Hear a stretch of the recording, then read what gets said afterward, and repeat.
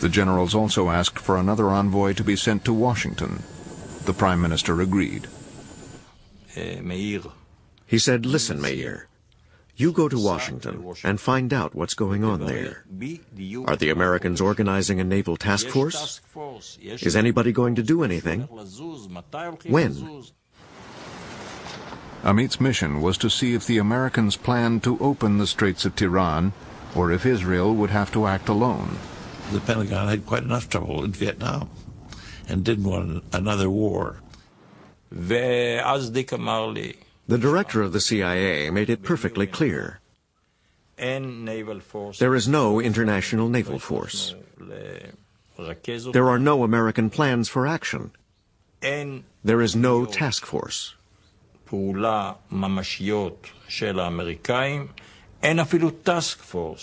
the head of the Mossad, Israel's intelligence agency, called on the Secretary of Defense. I said to him, "You know our situation. I am here on the instruction of my Prime Minister." He was doing most of the talking. I did ask one or two questions. At the meeting, I realized that America, because of Vietnam, was unwilling to act alone, and they did not succeed in organizing the international naval force. Also, Eisenhower made a commitment to Israel about the Straits in 1956, so America would no longer oppose Israel acting on its own. I was friendly during my discussion and friendly as he left, but he didn't ask for answers, he got no answers. Amit raced back to Israel to report to the Prime Minister and the Cabinet not to expect international help. I gave a detailed account of my trip to Washington, and I said, "I recommend we launch the war as soon as possible." Not one of the ministers disagreed.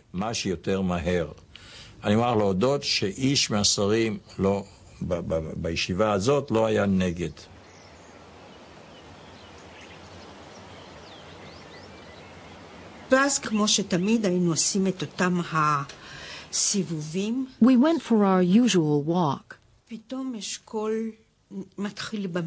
Suddenly, Eshkol starts humming. He was completely tone-deaf. He had this Hasidic song he liked to sing. He sang it over and over again.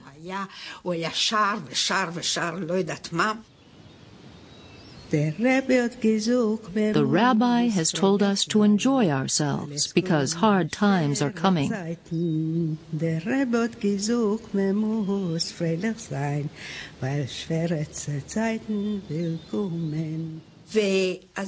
So I asked him, "What's happening, dearest?" And he told me tomorrow the war will start. There will be widows. There will be orphans. There will be bereaved parents. Who knows what tomorrow will bring?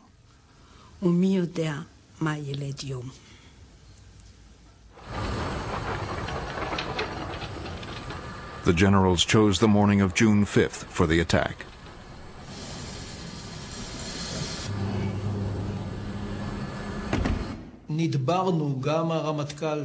The Chief of Staff and I took a decision. On the night of June 4th, we would sleep at home. The tom-toms in Israel work like in the jungle. If the Chief of Staff and Air Force Chief both come home, word gets round that tomorrow is going to be quiet. That was the commander's bedtime message.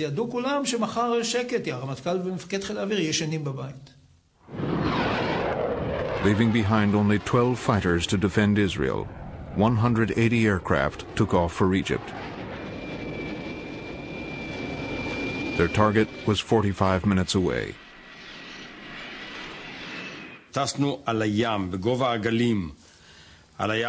We observed total radio silence. We flew at the height of the waves for about 15 minutes. We flew low over the sand dunes. We crossed the Suez Canal at Kantara and entered the delta. As we flew over the delta, farmers waved to us. They probably thought we were Egyptian. Most of the Israeli squadrons flew out to sea far to the west. They had extra fuel tanks to enable them to approach Egypt's air bases from an unexpected direction. That was the longest 45 minutes in my life. The hands on my watch didn't seem to move. They went very slowly. As the Israeli bombers approached their targets, the Egyptians received a coded message from Jordan. They spotted Israeli planes heading towards us. So they sent us a signal from their radar base to warn us. The signal was in code. Our codes had changed the day before, and we had real trouble decoding it. The Ministry of Defense asked the air defense people what they had done with the signal they had received.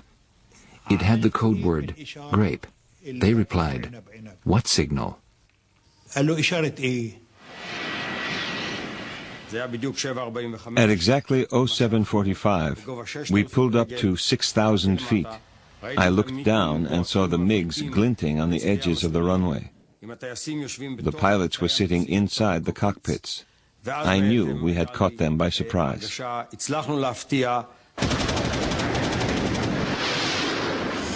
The Israelis began their attack by destroying the runways to prevent the Egyptian aircraft from taking off.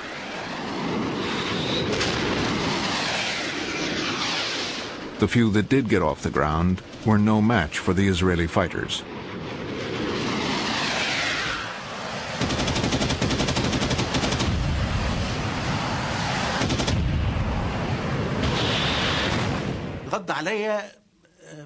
I got a call from one of the Air Force chiefs. He said, "Nofel, Nofel." I said, "Yes, sir." He said, "Our airfields are being attacked." I said, "What the hell are you talking about?" He said, "Our airfields are being attacked."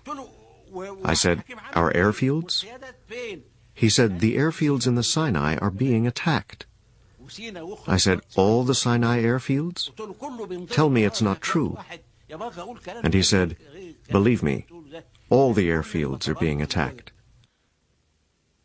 I hung up. The phone rang again. It was another commander. He said, "We're being attacked." So I said to myself, well, something must be going on. But I was all alone. He was alone because the head of the Egyptian armed forces, Marshal Amer, had left with the Minister of War and his top brass to inspect their positions in the Sinai.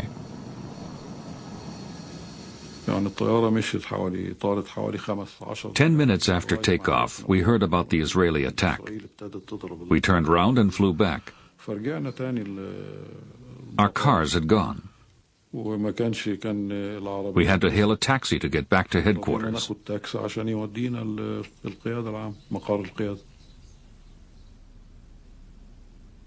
By the time Marshal Amer's taxi got him back to headquarters, Egypt's Air Force was destroyed.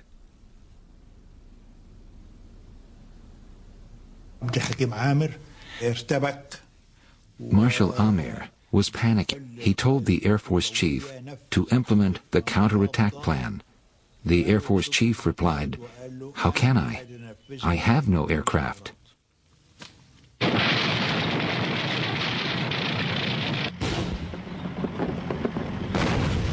In the Sinai, Egypt had 3 times as many tanks as Israel, but with no air cover, their situation was dire.